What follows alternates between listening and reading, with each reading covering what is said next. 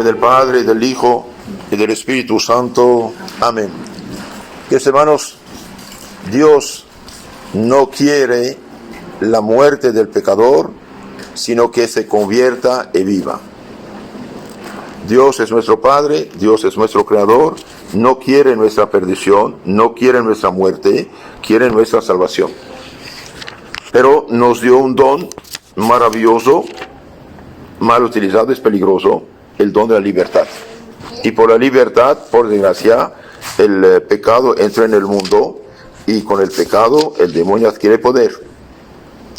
Sin embargo, Dios, a pesar de haber sido el ofendido, prometió a un Salvador para salvar al hombre del pozo profundo del pecado en el cual había caído, y ese Salvador es el Hijo de Dios mismo, hecho hombre para salvar a los hombres, Jesucristo nuestro Señor. Dios mandó durante todo el Antiguo Testamento mensajeros suyos, que llamamos los profetas, que hablan como embajadores de Dios, en nombre de Dios. Y en el día del miércoles de ceniza, por ejemplo, en Joel profeta, capítulo 2, 12 siguiente, dice esto: conviértense, esto dice el Señor, conviértense a mí, conviértense, cambien de rumbo, le damos la espalda, ahora regresan hacia Él. Conviértense a mí de todo vuestro corazón, no solamente un poquito, no solamente 30, 40%, 10%, de todo vuestro corazón, conviértense a mí, de todo vuestro corazón, con ayuno, lloro y llanto. Ayuno es verdad, no comer, pero sobre todo ayuno de todo pecado. Rasgad vuestros corazones y no vuestros vestidos, y conviértanse al Señor vuestro Dios, porque es benigno y misericordioso, paciente, clementísimo, e inclinado a suspender el castigo.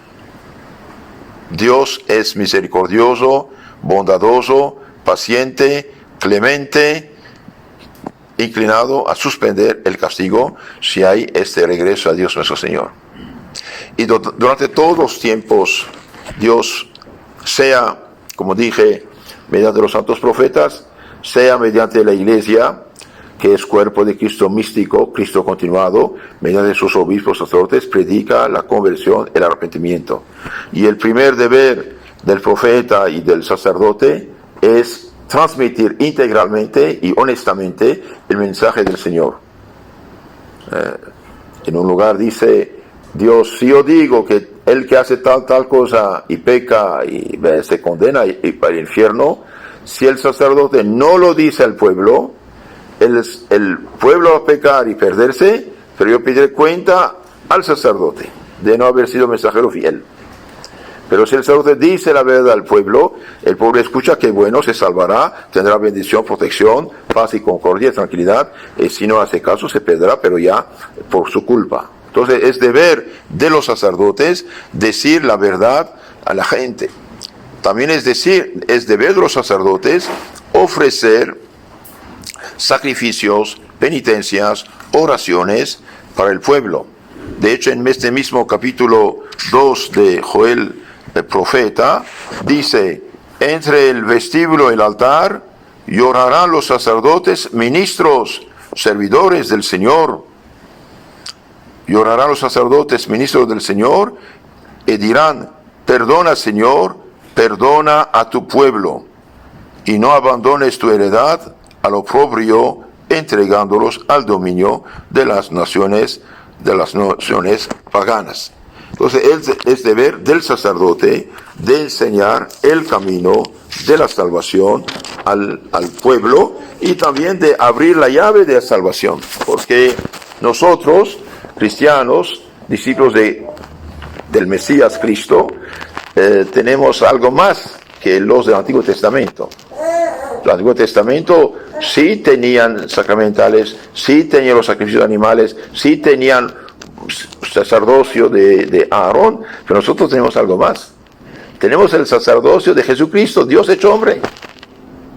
Dios es tan bueno que se hizo hombre. San Pablo dice: Jesucristo es la imagen visible del Dios invisible. No es cualquiera. ¿Y qué dice en la transfiguración, en el Tabor, San Mateo capítulo 17? Bien, subió al monte alto con San Pedro, Juan y Santiago, y ahí se transfiguró, es decir, apareció su divinidad sobre su cuerpo. Normalmente, desde su nacimiento como hombre, Jesús debía ser resplandeciente más que el sol por su divinidad, pero escondió esto, solamente lo manifestó a los apóstoles antes de subir a Jerusalén y al Calvario, para que tuvieran fe y confianza que Él no es cualquiera. Y ahí Dios Padre habla, que dice, bien, este es mi Hijo muy amado, en quien tengo todas mis complacencias, escuchadlo, háganle caso, que hermanos, nuestro maestro, nuestro guía, modelo es Jesucristo, nuestro Señor. No cualquier cantante, cantor o actor o de cine o de que famoso que mañana va a pasar la basura de la historia, nadie hablará de él. O sea, somos cristianos. Tenemos que empaparnos del Evangelio. Tenemos que realmente leer y volver a leer y escuchar y meditar el Evangelio. Y precisamente por esta Cuaresma, la Iglesia Madre suspende la fiesta de los santos. Ya no se celebra misa de santos, salvo 3, San Matías, San José, 19 de marzo y 21 de marzo, Anunciación.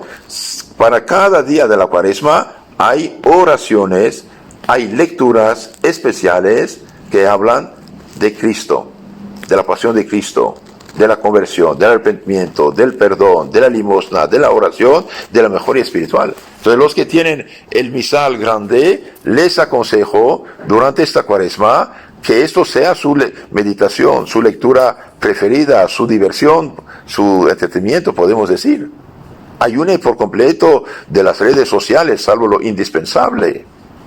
Los que miraban series, que no los felicito, ya corten por completo de esto. Los que pasaban tiempo valioso en estas cosas, mirar, no sirve para nada, usted pierde su tiempo, hasta se intoxica. Pero si usted lee, medita estas lecturas que son palabra de Dios, porque no olvidemos, la palabra de Dios es importante. San Jerónimo dice, la revelación escrita llamada Biblia son cartas del Padre Celestial que nos ha mandado. Y el Nuevo Testamento, mejor todavía, es el mismo Creador del cielo y de la tierra, el Hijo único del Padre que nos habla. Entonces, tratemos durante esta Santa Cuaresma realmente de escuchar la palabra del Señor, de interiorizar esta palabra, meditarla, masticarla, y no solamente leer rápido ya, ver lo que dice y ver también cómo eso se aplica a mi vida, cómo yo la aplico esto en mi vida para ver si soy conforme o no conforme a la imagen del Hijo. Si somos cristianos debemos ser discípulos de Cristo. El discípulo de Cristo debe ser un retrato igual que el de Cristo, Hijo del Padre. Este es mi Hijo muy amado, en quien puse toda mi comunidad. Escúchenlo. ¿Y qué dijo Cristo a los apóstoles? En el capítulo 10, 16 de San Lucas, ¿qué dijo? ¿Quién a ustedes escucha? A mí me escucha. ¿Quién a ustedes rechaza? A mí me rechaza.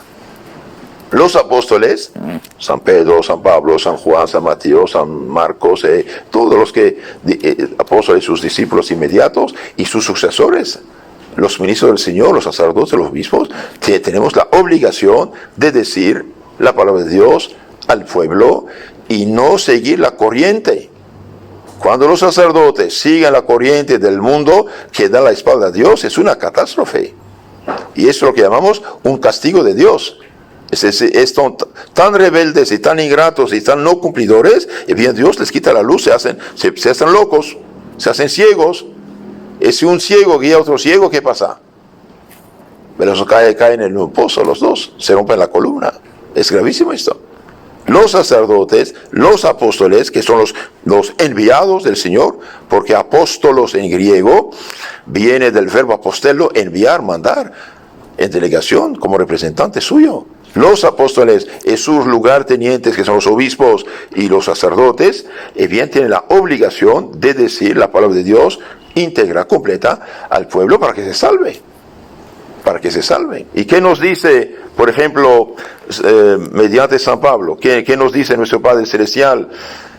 San Pablo a los Tesalonicenses 4, 1, 7.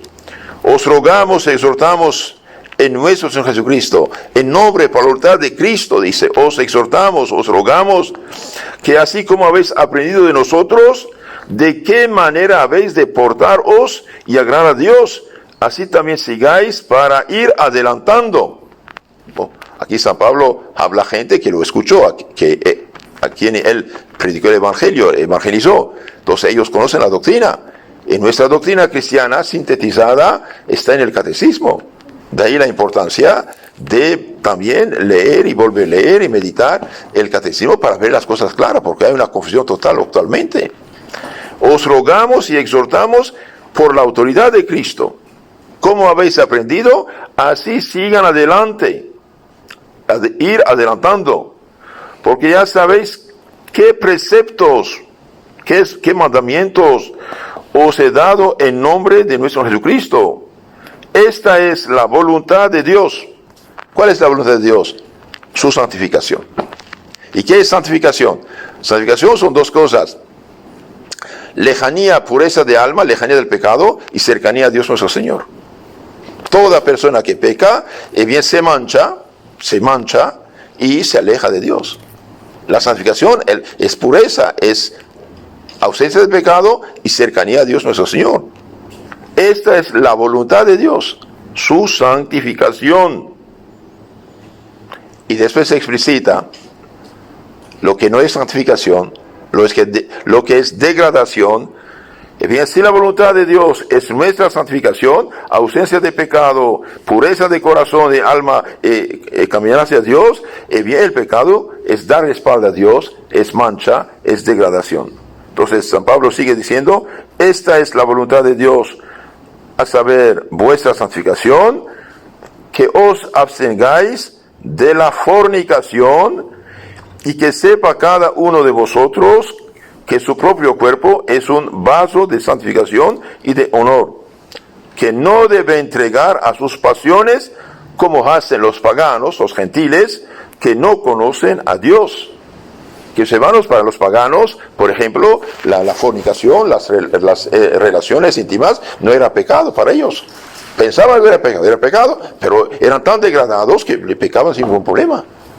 De ahí el divorcio, la poligamia, Sodoma y Gomorra, y los vicios y todas esas cosas. Pero nosotros somos cristianos. La fornicación es un pecado grande. Y hoy piensa que que con tal que se amen no hay problema. Pero claro que hay problema. Bien, nadie tiene derecho a tener intimidad con un hombre o con una mujer si no recibe la bendición de Dios. Así es. ¿Cuántos católicos hoy, por ejemplo, están en fornicación escandalosa? Estoy casado por el civil. Muy bien, hijito. ¿Y eres bautizado? Sí. ¿Eres católico? Sí. Y bien, un católico tiene matrimonio santo y verdadero cuando recibe la bendición de Dios en la iglesia. Claro, tiene que casarse por el civil para tener efectos civiles, pero esto no es completo. Eso no es completo, cuidado. O te casas como Dios manda, adelante, o te separas, pero vivir esto, no solamente usted está en estado de fornicación, de pecado continuo, sino de escandaloso. Da mal ejemplo a la gente. Desvía a la gente del camino.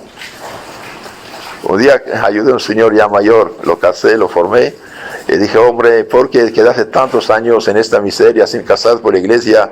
Ay, padre, dice, ni mi papá está casado. Pues claro, ese es fruto de la descristianización masónica de la sociedad cristiana. Entonces el cristiano debe evitar la fornicación. Y el adulterio, se saben, es además de ser fornicación, impureza, es también traición al cónyuge. Hablo de los que están casados por la iglesia. Y que los jóvenes sepan eso de ponerse de novio y novia a los 15, 16 años, sin ningún problema, etcétera, es una tontera. Es una catástrofe, es muy peligroso. Cuida a sus hijos, hijas, nietas. Esto no es un juego. No es porque todo el mundo peca que no hay problema. Claro que hay problema.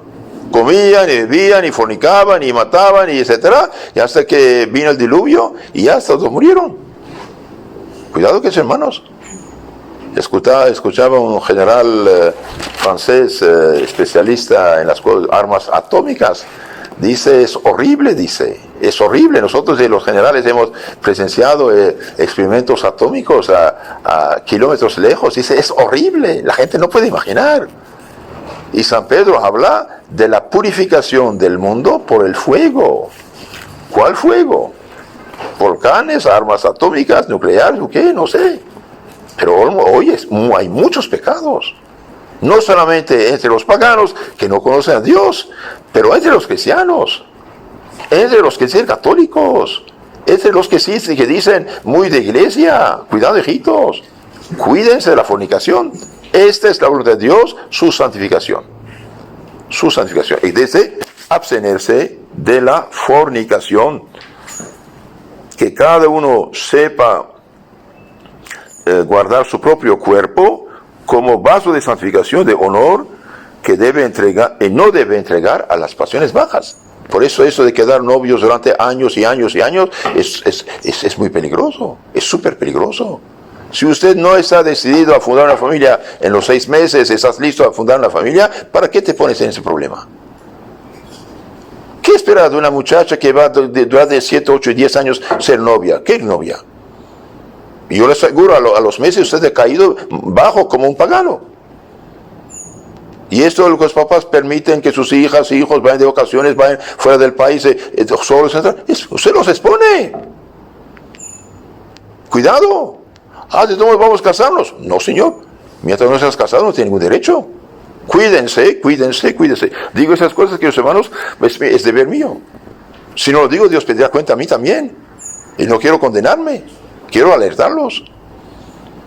Si una persona lleva una vida de santidad, de castidad, de pureza, hay 1000 tontitos podridos por el pecado que van a burlarse de él. No se atreve, y ese es esto, va a tachar al hombre de no ser hombre. Pues, ¿qué es eso? No hagan caso a estos tontos. Son demonios que hablan por la boca de esa gente. El cristiano debe guardar su cuerpo como un vaso de santificación, de honor, y no entregarse a las pasiones bajas, animales del hombre. Ahora los gentiles de hoy, es decir, los paganos de hoy como de ayer, pecan. ¿Por qué pecan?